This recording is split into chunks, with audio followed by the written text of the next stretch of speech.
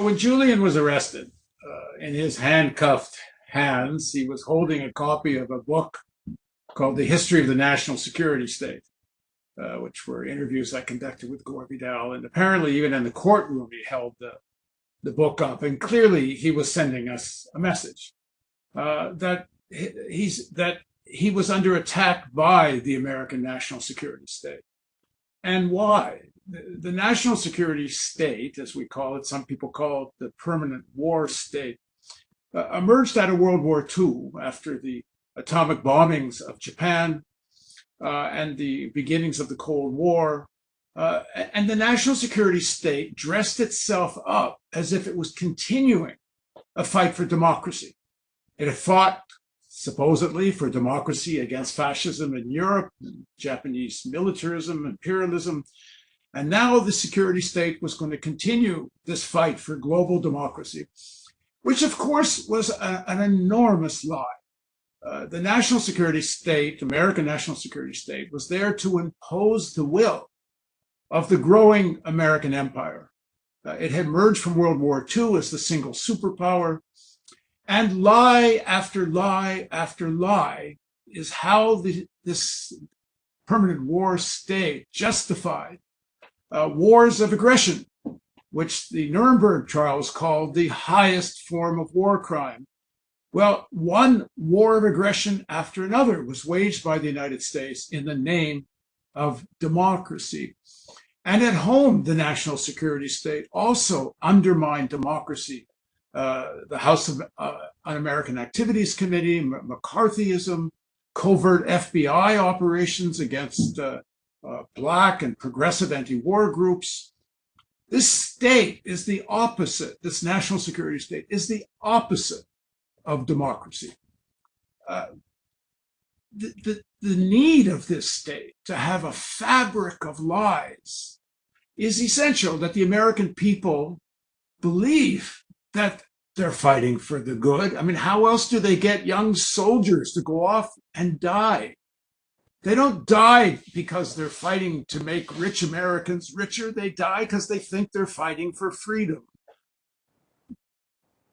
To cut ahead, the persecution of Julian Assange is of extreme importance because under the Obama administration, apparently, they had decided not to pursue the persecution of Assange because under the logic that if we go after Assange, then we have to go after the American newspapers that cooperated with WikiLeaks and released these documents.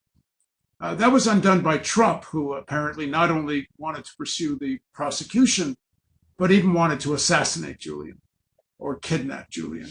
Now the Biden administration is continuing this, which means the logic that if we go after Julian, that means we have to go after some of the major newspapers that collaborated with Julian. That is the message they're trying to send now. By continuing this prosecution, they want the American media to think, yes, you could be next. You do not pierce the secrets of the national security state. Yes, you can critique it from the outside. But WikiLeaks did something more than just a critique from the outside.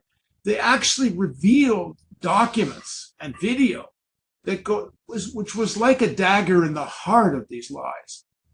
So the defense of Julian is of critical importance to anyone that actually cares about democracy, actually cares about journalism.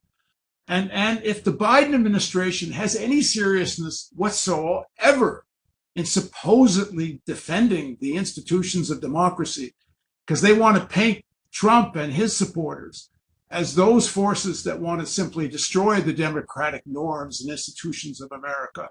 And they do. There's no doubt Trump and his that movement do want to eliminate even formal democracy.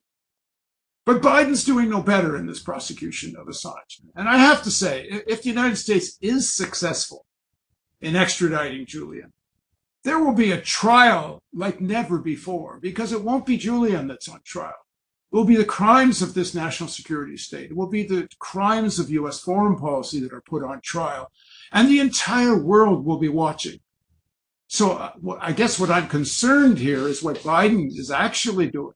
And maybe they're not that serious about winning the extradition. Maybe they want to drag this out as a part of an attempt to assassinate Julian by having him stay in jail until he dies.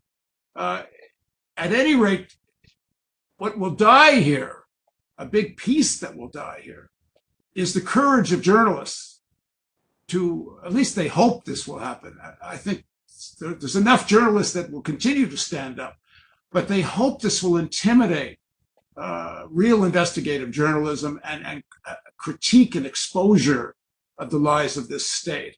And Julian's made a tremendous contribution, and I'm happy you're organizing this today. It's extremely important internationally that everyone gets the significance of the need to end this monstrosity of a supposed process